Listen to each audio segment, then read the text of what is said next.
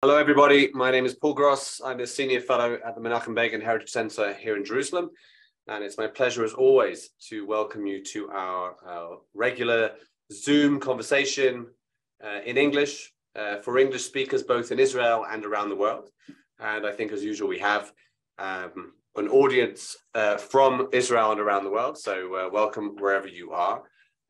Today, we're going to be talking about recent developments in Iran, which are both interesting just in terms of what they might mean for Iran, but also sitting here in Israel, we're going to explore some of the possible connotations for Israel and the wider Middle East.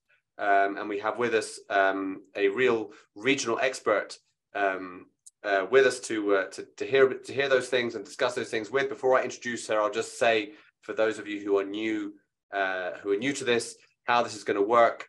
For about 30 minutes or so, I'm going to be in conversation with our guest. Then I'm going to turn the floor over to you via the chat facility in the Zoom. You'll write your questions in the chat, and I will put some of those questions to our guests. So come up with questions, write them in the chat, and I'll make sure to put those to our guests. So our guest today is Sarit Zehavi, the founder and president of Alma, a non-profit and an independent research and education center specializing in Israel's security challenges on its northern border.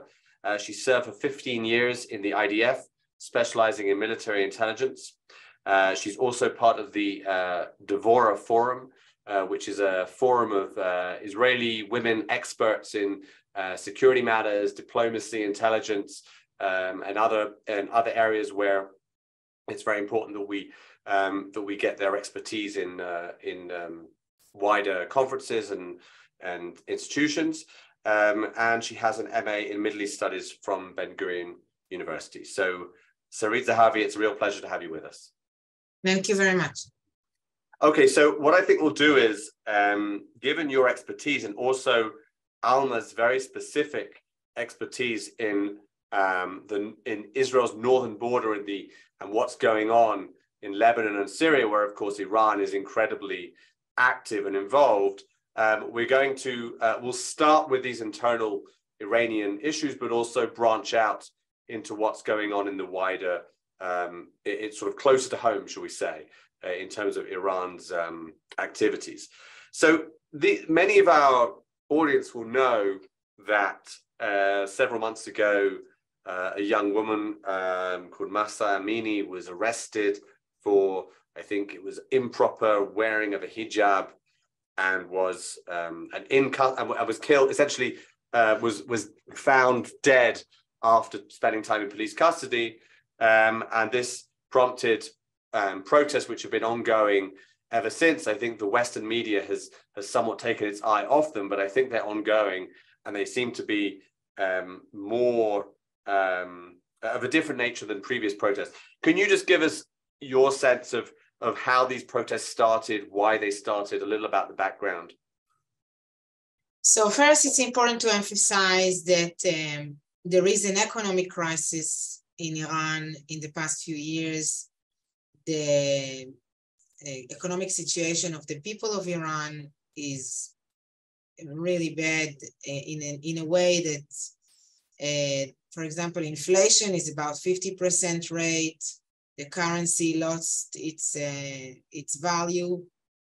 And even in 2019, there was a protest in Iran because of stopping to subsidize the fuel prices, and people went out to the streets around that fuel. Iran provides fuel to Lebanon, to Syria, etc. So around that, there is a lot of frustration when we speak about economic, and this was the background to previous protests. While there were waves of protests in Iran in the past, let's say 15 years or so, coming and going, the most, big prominent one was in 2009, when students went out to the streets, again, protesting, not exactly against the regime, but against outcome of elections that were faked, when they voted to one president and actually another one was allegedly elected. By the way, an example to the fact that, of course, it's not a democracy, and elections of presidency in Iran is just to try to calm down those who want to influence on the government. But eventually, it's not the president, it's the supreme leader that runs the country. This protest is very, very different from all of these because of the courage, maybe I should say, of those who went out to the streets to say very clearly, we don't want the Islamic Republic anymore. We don't know the radical ideology of the Ayatollahs anymore. Now, it started from the women. It started from cutting their hair, taking off their hijab. But I must tell you, I came back from Dubai last week. And, you know, in Dubai, you meet everybody from all over because there are a lot of foreign workers there. And I've met some Iranians there, and they told me it's not about the women, even though what is reported in the media, in the Western media, it's not about the women. They said it's not only women protesting, it's everybody protesting, and the Iranian people are actually tired of the Ayatollahs, of the religious government, and they don't support it anymore. They truly want a change in the regime, and this is why it is so different. And when you say it's not just women, it's everyone, is it more young people? Is it a generational thing? Yes, definitely. We can say that around half of the population of Iran are beneath 40. So half of the population didn't experience the Islamic Revolution of 1979. They didn't experience the government of the Shah. So the only thing they know is this Muslim government. So it is clear that they are the one who are leading this. And again, it's layer upon layer. It's the economic situation, upon the fact that people are tired, upon the fact that there is no freedom. The young people are more and more exposed to how the real world is by the social media.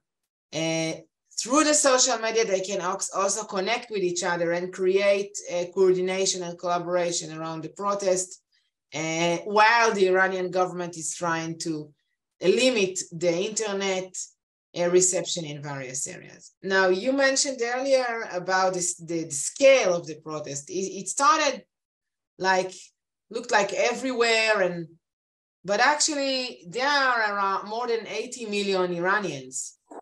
And today, when we look at the protest, it still exists in various places in Iran, but in a very small scale comparing to the size of the population. So it seems like that the protest didn't disappear, and it's not going to disappear, but I don't see the protest making the regime fall. But you mentioned the comparison with the 2009 protests after the rigged elections, and that, I think, from what I understand, that was a protest sort of for, it was against the behavior of the government, but it was aimed at it made that distinction between the supreme leader and the government below it, right? And the government was being blamed, but the supreme leader was still untouchable. And this, it seems, is different, because this is talking about the regime in the sense of the Islamic Republic itself and the supreme leader himself. No doubt, we see harassment of clerics in the street taking off their hats. We saw burning of Khomeini's home, like the monument. In Tehran, we've seen a killing of officers, attacking police cars, much more violent, at the beginning at least. Again, now it's a little bit different, but much more violence. And in order to oppress that, we've seen the Iranian government killing hundreds of protesters, arresting and wounding thousands of them, and maybe even tens of thousands of them, and oppressing these protests in a very brutal way. Right. So, but your assessment is this is not, we're not witnessing the beginning of the end. Sadly, we're not witnessing. What I'm saying that the beginning of the end may be a long time. Right. It may take a few years. Right. Okay. So we may end up looking back and seeing this as some kind of beginning, but it's not going to be a process that's of a matter of, it's not going to be a process of a few months or even a year or so, right? We're talking. I don't think so. And I think that a few things are missing. One is leadership. You know, in 1979, Khomeini was very skillful to take over a revolution that many parts of the Iranian society participated in from various backgrounds and agendas. And he was the one who succeeded in uniting everybody and taking over. I don't see this figure now. And most of the Iranian opposition, or all of the Iranian opposition, is outside of Iran, actually. So, you know, who do you send back? Who is going to send it back? How is it going? How this mechanism is going to work? This is something that this popular protest is lack. And another thing is, you know, the army, the military forces, the army and the IRGC are still loyal to the system, the way it is today. We have seen here and there indications that we cannot verify of defection, of soldiers participating in the protest, but these were very rare and very sporadic. It's not, if I'm comparing that to another revolution that failed actually in Syria. In Syria, we saw massive defection of battalions from the Syrian army, and it failed as well. So something more is needed than just protest. Right. And do you think that, before we move on to wider issues, do you think that is there some way that the international community, the United States, I guess, primarily, but also, you know, European powers and other Western powers, is there a way that they can act to assist in some way the protesters? Because this was always the question, right? Like, what's the right reaction? Obama was criticized a lot for sort of not helping the Green Revolution in 2009, and other people said, well, actually, it was the right thing to do, because he would if he got on board, then they would have been called it American puppets or whatever. Like, how should the West be playing this? I think in two ways, which are very different from each other, with two different goals. The first one is on the public sphere, to make sure that the Iranian leadership is a persona non grata. Nobody in the West is doing business with Iran. Nobody in the West is accepting Iranian leadership, welcoming Iranian leadership, like in the UN headquarters. Nobody in the West is,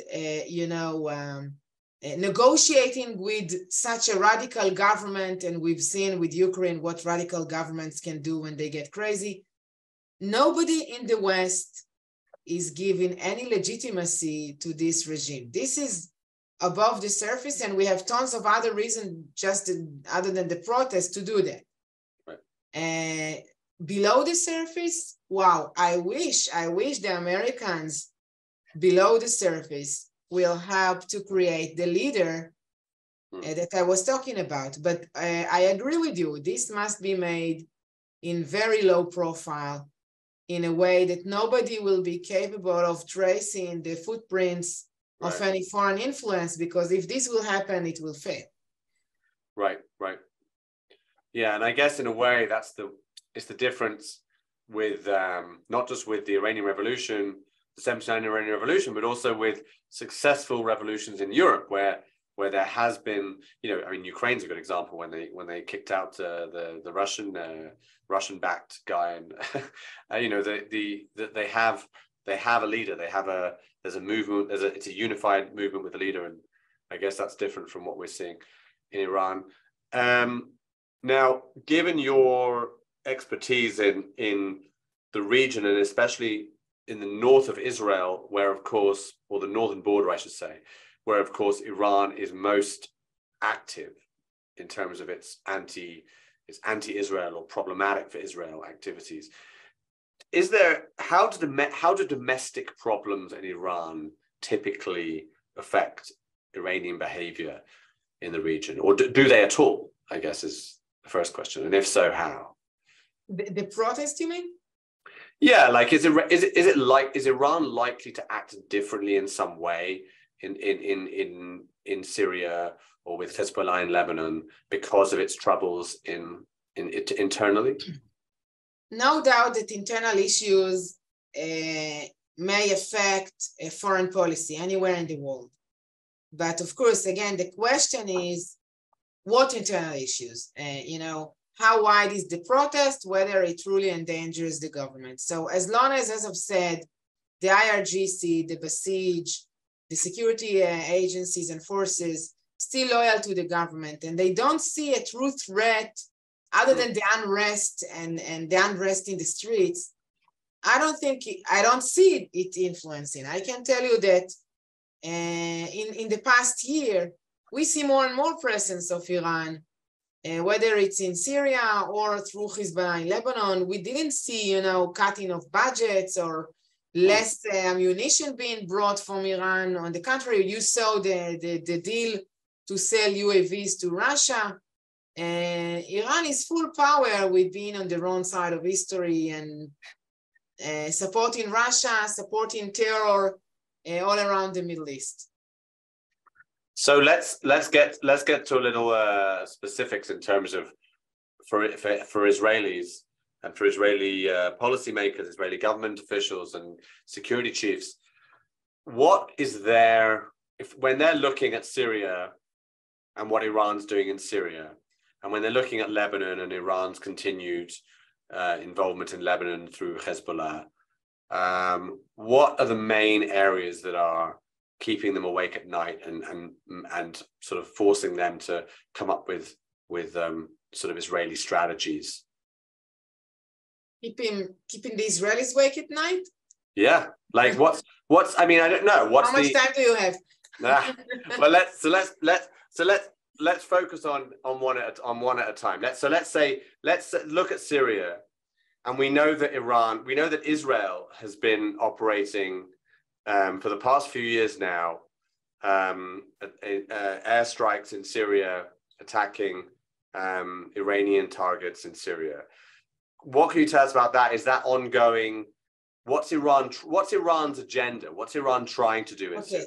In the Iranian point of view, Iraq and Syria are actually transport stations to transfer weapons, and I should say advanced weapons like missiles, like components to make Hezbollah's missile accurate, like what we call the PGMs, precision guided missiles. Most of Hezbollah's missiles are inaccurate.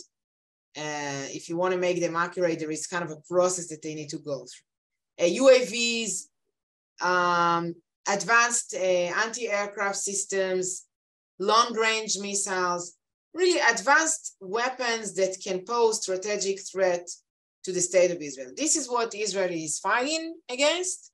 And these shipments are being brought to the region from all the way from Iran through Iraq into Syria, sometimes by maritime border through the Arab Peninsula, sometimes in aerial ways, using civilian flights from Tehran to Beirut, or from Tehran to Damascus, or from Tehran to Aleppo, and sometimes in trucks, just driving along the roads. And we in Alma Center, we mapped the roads all the way 2,000 kilometers from Tehran to Beirut.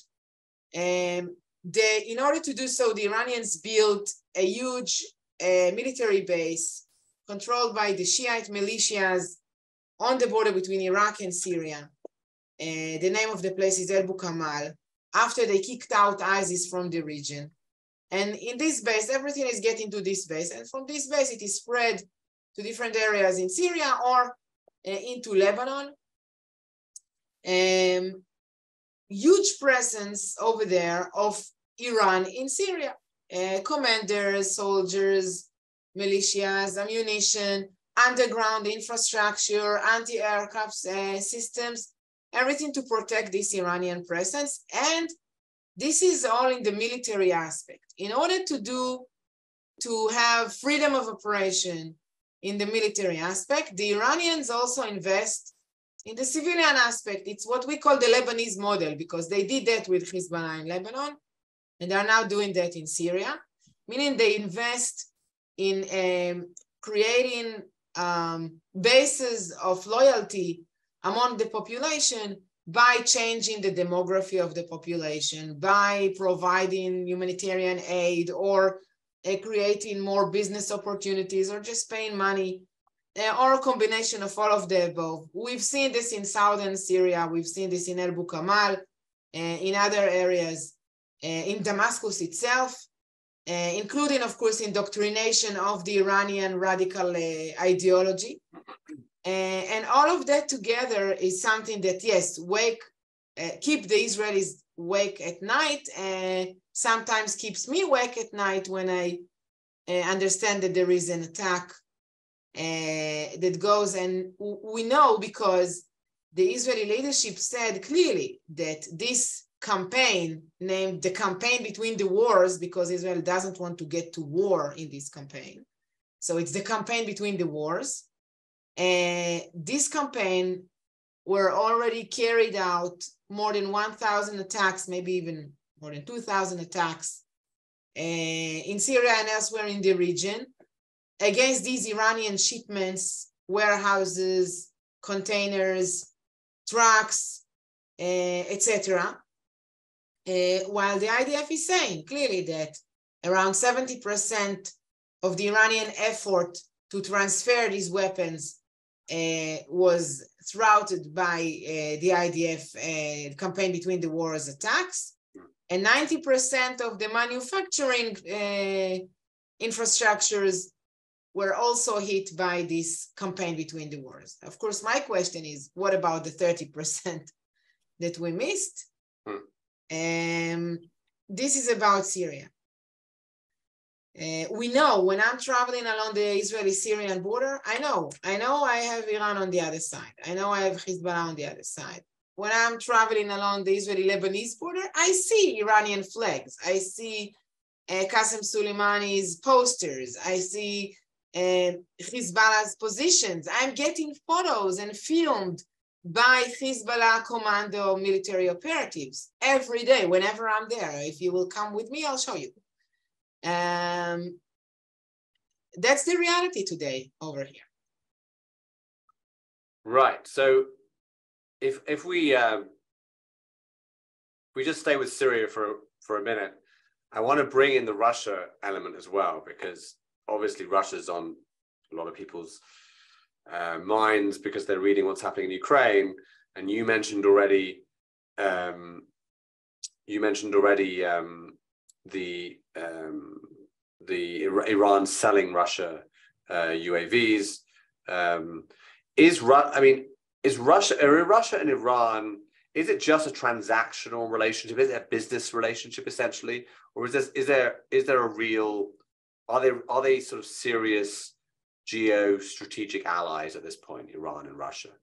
I don't see neither Iran nor Russia using the words allies. Allies is something that the both sides share an ideology, a way of life, like Israel and the United States. We are allies.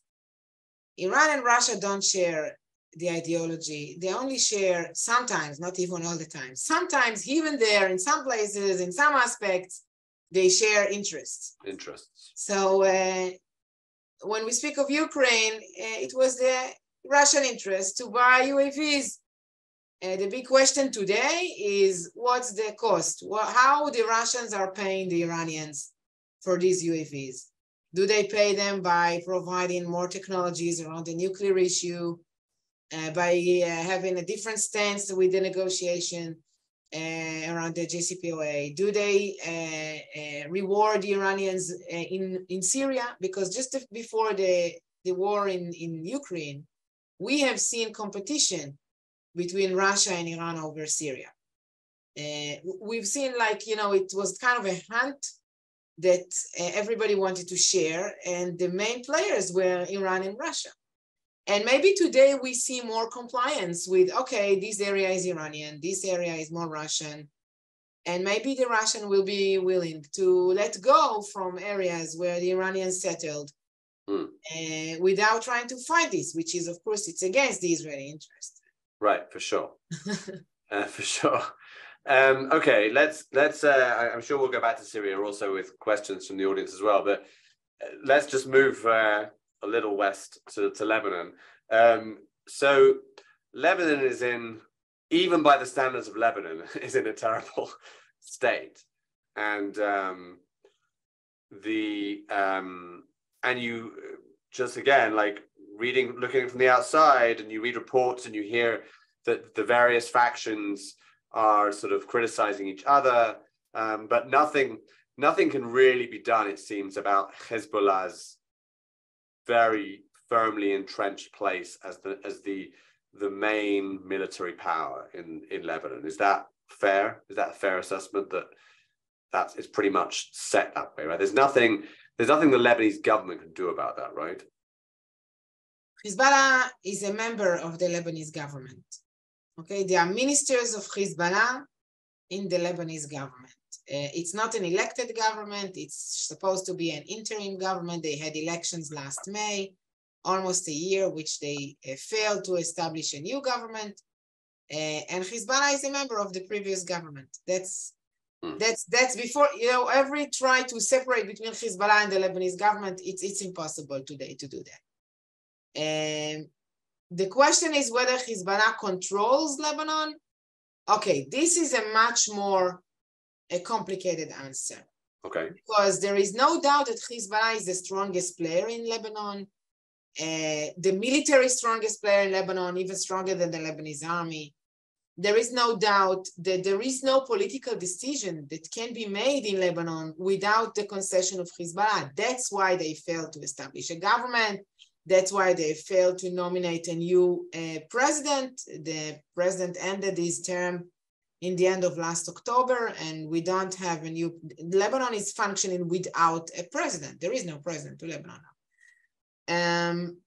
That's why there is an economic crisis in Lebanon, because the IMF a few years ago said enough is enough. We cannot continue this game.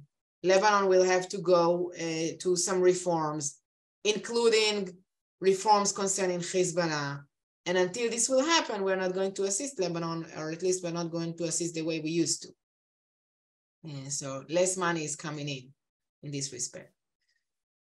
Right, and Hezbollah's involvement in Lebanon also means that Israel has said for a long time now, that unlike in 2006, any attack on Israel by Hezbollah would be treated as an attack by the state of Lebanon on Israel, right? That Israel would not just be responding to Hezbollah, but Lebanon itself would be a target. Is that? There are a few reasons to this statement. Right. First, the arrangement that was made in the end of the previous war said that the state of Lebanon will actually have to claim its responsibility over South Lebanon, which until the previous war in 2006 was either Fatah land or Hezbollah land. And for the first time, the UN said clearly it should be Lebanon land and no other land. And the Lebanese army was deployed in South Lebanon after this resolution was made. So this is one reason. The second reason is, as I've said, Hezbollah is entrenched inside the Lebanese government, and it's really difficult to defer. And the third reason, which is highly important, is the issue of the human shield, meaning that Hezbollah is hiding its weapons and missiles and rockets that are threatening Israel inside the civilian infrastructure of Lebanon. I'll give you an example. We in the Alma Center traced around 30 missile sites in Beirut, and few of them were inside Hariri Airport. This is an international civilian airport. Right. So that's why, a lot of civilian infrastructure will be damaged in future war, because this is where the missiles are. Right. And do we think that That's the last question from me before I turn to questions from the audience. Do we think that there was a period during the on-off negotiations with the nuclear deal that there was a lot of talk about Israel taking matters into its own hands and attacking the Iranian nuclear facilities, or some measures by Israel because of its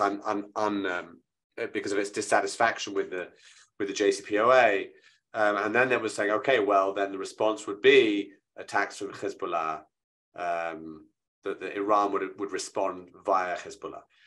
Is the current assessment that the threat of that is reduced, or it's increased, or where are we with that? Is that something that Israel's security chiefs are seeing as a very sort of, where are we in terms of, I don't know, Israel doesn't have the sort of DEFCON system, but like how serious is that threat of a massive assault by Hezbollah with its very large as long as there are no limitations on the Iranian nuclear deal and the Iranian nuclear program, and the Iranians continue to progress in this program, the percentage or the probability to an attack, and I truly hope it wouldn't be an Israeli attack, it would be a joint attack against these capabilities, are rising, of course. We will not be able to tolerate a nuclear gun. And yes, if anybody will attack the nuclear capabilities of Iran in a large scale, Hezbollah will be part of the response. I believe that what Israel is trying to do, and maybe more players, not only Israel, I don't have indications for that, but I believe so, is that what Israel is trying to do is to detain this progress in the nuclear program as much as possible. We've seen in the past a lot of difficulties, like cyber attacks, disappearing of nuclear scientists, explosions in nuclear facilities. Somebody did that. And it's a very effective way to at least detain the nuclear program. Okay, thank you very much. And we'll turn to questions from the audience. Please write them into the chat. Keep writing them in. I'm just putting now in the chat the website of Alma, of Sarit's organization. So please click on that link and open a tab. Don't look at all the stuff now because we want you to stay with us for the next half hour or so. But you can open the tab and check it out at your convenience later. All right, so there's a question here from Isabel, which relates, which goes back to the Russia connection, which is what consequences would Israel face, in your view, from Russia, Syria, Iran, if Israel came to the aid of Ukraine? But I guess, we're already, offering aid, but if we did as has been requested of us by Ukraine a few times, and given more actual defensive security equipment to material to Ukraine, what would be the consequences in your view? Russia has a very interesting and diverse toolbox to punish Israel if Israel will cross Russia's red lines. Syria is not the only one. I think the main one is actually by the Jewish community in Russia. And we've seen this with the threats to close the offices of the Jewish agency in Russia last year. Right. This is a problem, no doubt. Israel is committed to the security and the safety of Jews all around the world. Doesn't matter whether they're Israelis or not. This is clear to me as an Israeli. We definitely don't want to endanger Jews around the world with our policy. So that's I think, the most important thing. When we speak about Syria, yes, there are a few ways over there, beginning from publishing information. Like I talked about the campaign between the wars. The whole idea of the campaign between the wars is keeping ambiguity, not claiming responsibility for every attack. If Russia is publishing information about these attacks, exposing any Israeli involvement in the region, which it did a few times in the past, this can damage the campaign between the wars' rationality. Another thing is giving away, or sharing technologies with the Syrians and with Hezbollah. Reminding everybody, a few years ago, we had a crisis in relationship with Russia over Syria, and the Russians, in response, provided advanced anti-aircraft systems, S-300, to the Syrians.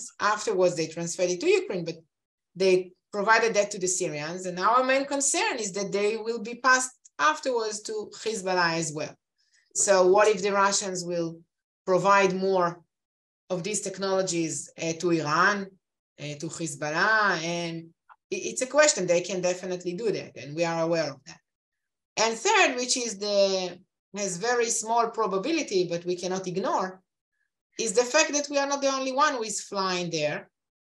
And the Russians in the 60s, in the end of the 60s, did target Israeli jets. It happened from Egypt. And this can happen. It's an extreme scenario, but taking over, trying to take over Ukraine was also an extreme scenario a year ago. So I guess that IDF needs to take in consideration all these scenarios and to have a risk management 24/7. Okay, thank you for that answer. That's useful info. So there's a question here from David who asks about, you mentioned that you were in Dubai recently. Where does Iran fit in terms of Israel's ongoing or developing relations with our new partners, if you like, in the Abraham Accords countries? Well, no doubt that the Abraham Accords were possible thanks to Iran. We should send flowers. The Bahrain and the UAE identify a common threat with Israel, which is Iran. They are about, UAE is 80 miles from Iran. It's very, very close. Wow. Yeah. And Iranian drones already attacked in Dubai when they were provided to the Houthis in Yemen, and they fell in Dubai, 2 years ago. So no doubt that many Arab states are waiting for Israel to do the dirty work. It happened in the past. It is happening again, and it contributed to the Abraham Accords assignment. Having said that, don't expect the UAE to completely disconnect its relationship with Iran for Israel, or because of Israel, or because there are the Abraham Accords, because the whole rationality of their policy is playing, we say in Hebrew, play on the whole field, like not to disconnect connections with anybody. Why would they? If they can continue to have any kind of positive dialogue with Iran, why wouldn't they do so? In their point of view. Right.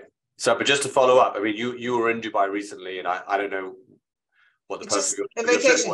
Vacation, fair enough. Okay, but I'm wondering whether if you've had conversations with Emiratis.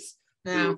Okay, because I guess what I'm wondering is whether, like, how they see Israel's role in this. Like, do they, for example, in your assessment, would they want to see Israel be as tough as possible against Iran, or is it more in their interest that everything stays kind of quiet? Again, if Iran will become nuclear, everybody is waiting for Israel to attack there. And to prevent that from happening. I hear that from Europeans as well. Everybody is waiting for Israel to attack in Iran if it's about to become nuclear. I personally cannot understand that, because it's not a threat just to Israel. It's a threat for the whole world, and everybody should unite to do that, not only Israel. But everybody expects us to do that. Right. It is right for the Arabs, it is right for the Europeans as well. Well. Okay. Fair enough. So Svi has a question. Is there any, he asks, obviously you expressed your own sort of skepticism about the imminent downfall, sadly, of the Islamic Republic. But is there any chance, he says, of the Islamist regime being toppled in the same way that the Shah was kind of forced to give up power? That the regime of the Ayatollah can somehow be persuaded that he's, time's up, basically. So again, first, there is always a chance. But for this to happen, the conditions that you need is first to have a leader or at least a few leaders, if not one leader, that can, create an alternative. This is highly important. And second, you need a truly wide scale of resistance to this government. And we don't see that yet. The protests that you saw against the Shah, the chaos that was in Iran back then in 1979, we are not experiencing that yet. Again, I'm not saying it will not happen, but we are not there yet. Right, because that was encompassing all aspects of Iranian society, and right. And in very large scale. No doubt that the current protest has a meaning. No doubt that there is kind of an escalation from a protest to protest. And again, what we see the protesters doing, it's something that we didn't see in the past, but it will take more time. Okay. So the question here from Robin, she saw a rumor, which she by her own acknowledgement, she saw on social media. So she herself is not sure of how credible it is, but she says, is there any truth that Hamas, the Palestinians from Hamas, are being used by the regime to attack protesters in Iran because police don't want to shoot civilians? There are Palestinians in Iran that are... No, you've not heard this? I don't know. Never heard of that. Okay. Just as maybe just a broader question on that. Does it generally happen that Iran uses its proxies, whether Hezbollah or Palestinian proxies or others, Arab proxies, I guess, inside Iran? Or is that not? The only indication I saw is about Hezbollah. And even with this, I am not sure it's true. I think we've seen Hezbollah. I need to check that again because, I'm trying to remember in 2019, in 2017, I think we have seen Hezbollah in Iran helping here and there. I'm not sure it is happening now. Okay.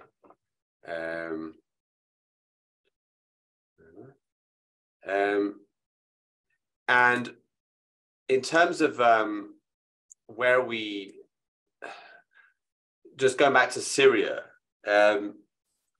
the Syria right now is, it's been a while since the civil war and essentially the sort of collapse of Syria into this kind of crazy hellscape of terror organizations and Assad loyalists and everything else.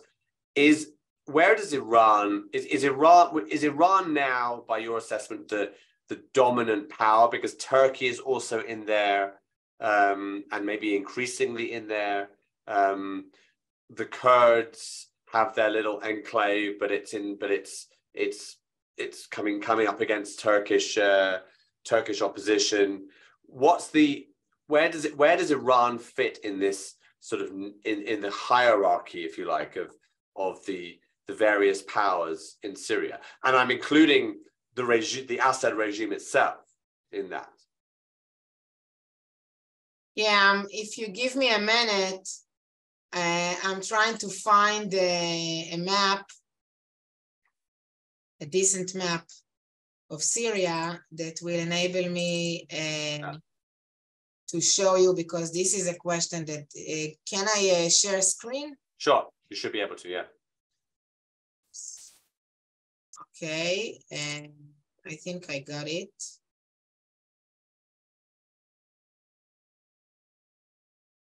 Yeah, these things are much easier when you can see the map of the country for sure.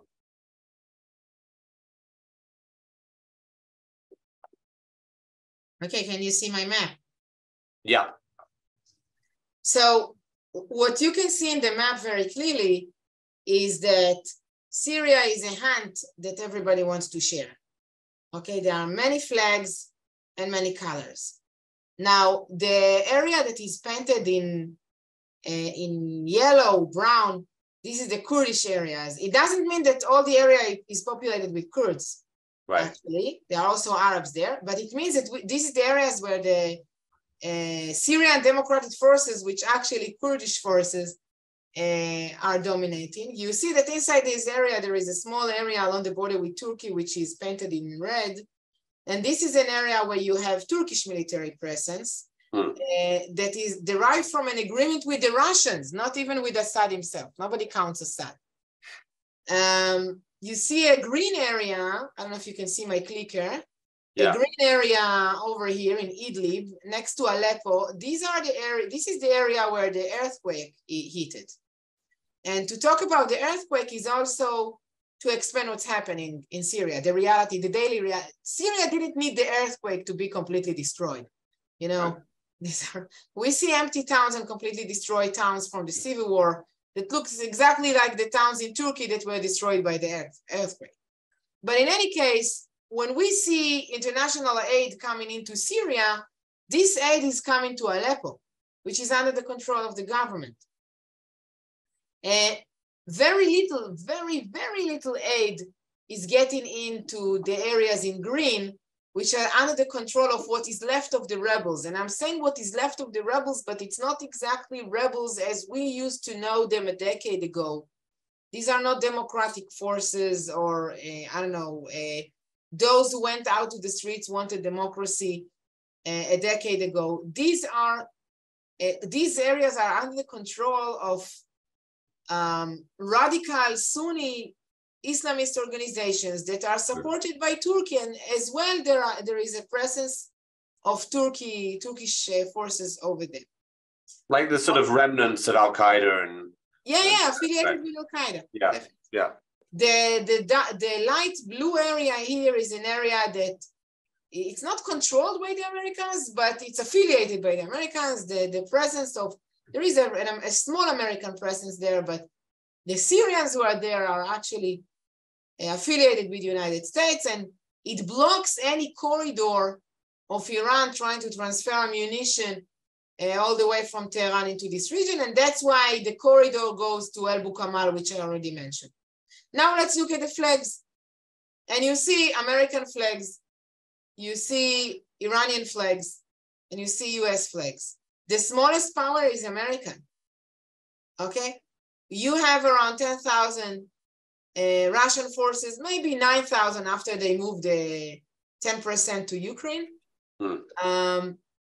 Two big bases of the Russians are here in Tartus and Khamimim. One is an air base and the other one is a sea base, and the seaport. Yeah. And you see a lot of Iranian flags, sometimes inside airports, sometimes it's also present in main cities like Damascus and Aleppo. El Bukamal I already discussed. A lot of presence next to the border with Israel. These are the strategic areas that the Iranians are interested in Syria. So actually the purple area that is supposed to be the Syrian government area is not the Syrian government. It's Syrian government and its allies, like Russia, like Iran. Right. And nobody counts Assad. He's not meaningful. And without Russia and Iran, Assad collapses anyway, right? Of course. Right. Yeah. I would say Russia, Iran, and Hezbollah.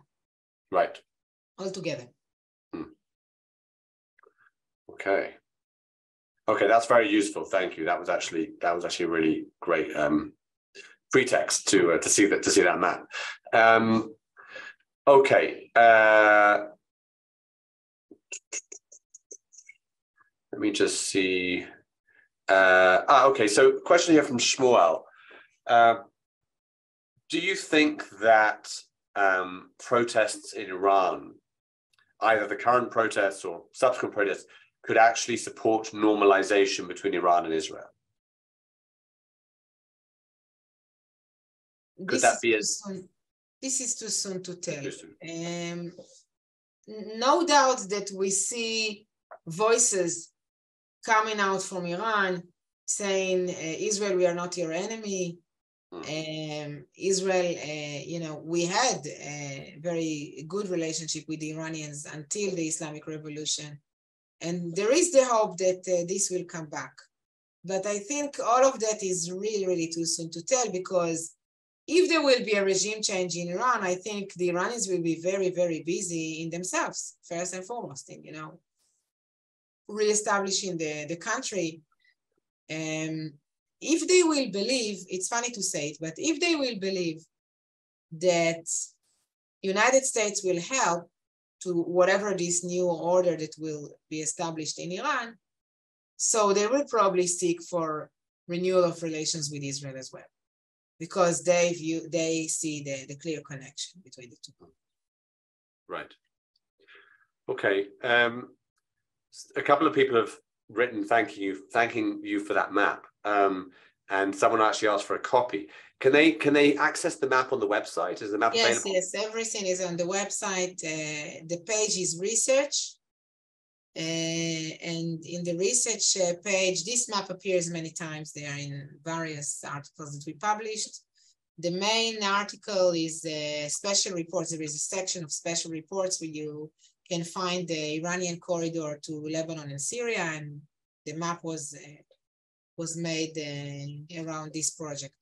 Okay, great. Okay, Linda and Robin and anyone else who wants to see it, I've just written again for your convenience the website address. So go to it, check out the research page. There's a lot of great material there.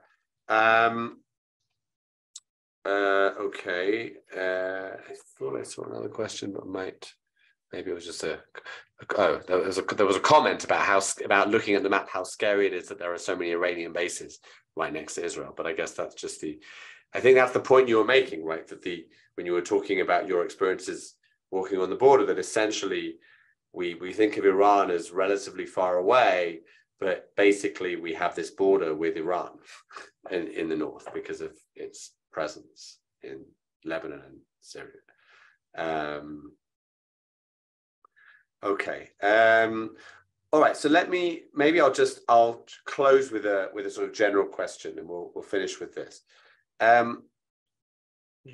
know that Alma, as well as producing material for people like us, also produces research papers, and you meet with I think with diplomats and foreign officials. What's the basic message that you are trying to get across to Israel's allies in Washington and in capitals in Europe and our other Western allies, in terms of the specific threat or the specific nature of Israel's northern border and the threat Israel faces on its northern border? Okay, I want to build my answer step by step. So first, saying that my motivation to establish Alma Center was in my military experience. I was, the experience that designed who I am today is the experience of the Second War with Lebanon. And I throughout my service, dealt with the issue of Israel's legitimacy and IDF freedom of operation, and the issues of collateral damage versus human shields, and the fact that we are being criticized for killing civilians without any understanding of what we are truly facing, whether it's in Lebanon or in Gaza. So I think this was my main motivation, is to make people understand that we're truly facing something really complicated here when we speak about the whole issue of collateral damage. Other than that, I understood very quickly that the delegations that are coming to Israel, their main interest is all about Palestinians. You know, I was standing on the border with Syria, and we were facing the civil war in Syria. We could see the explosions on the other side of the border. People are getting killed by these explosions. And the people that are coming here were asking questions about Palestinians. Now, it's 500,000 people that were killed in Syria in the past decade. It's 10 times more than the Israeli-Palestinian conflict in a century. It's 11 million people that lost their homes. People don't care what they're not dealing with that. Where are the students in the campuses to protest on behalf of the poor Syrians? And I didn't even mention the Iranian women. So I think this was my frustration. And the message is a little bit different when we speak about the target audience, because when I'm speaking to students, this is what I talk about. When I'm speaking to official delegations, like the diplomats and the political leaders or military attachés, so of course the message is more complicated. And the takeaway is all around what we just discussed about Iran, about Hezbollah, about the threat to the state of Israel, about the fact that we are threatened by tens of thousands of rockets, about the fact that Hezbollah is planning to send brigades, try to cross the border into Israel, commando brigades. The fact that, you know, there is a security threat here that is not about Palestinians. It's not even about internal issues that everybody loves to talk about now. There is something going on in the Middle East which get people killed, and it's not about Israel. It's between the Arabs and Persians, or Sunnis or Shiites, and things are happening here, and people don't know all about it. Right. That's a really great answer. Okay, well, I want to firstly thank you very much for your time and for everything, all the great work that you're doing with Alma. I encourage everyone to look at the website. Certainly, we at the Begin Center would be like to be doing some more work with Alma. We think they're doing great work. And it's certainly material and information that I think needs to be have as wide an audience as possible outside Israel. Thank you everyone for joining us. We've learned a lot as always. So thank you, Sarit, very much. And I will see you all next week. People, check us out on the website, on the Facebook page. Join, if you're not on my mailing list, then email me, paulg@begincenter.org.il, to get on the mailing list and hear about all the things we're doing for English speakers. Thank you, everyone. Thank you, Sarit, and I'll see you all soon. Bye-bye. Thank you. Bye-bye.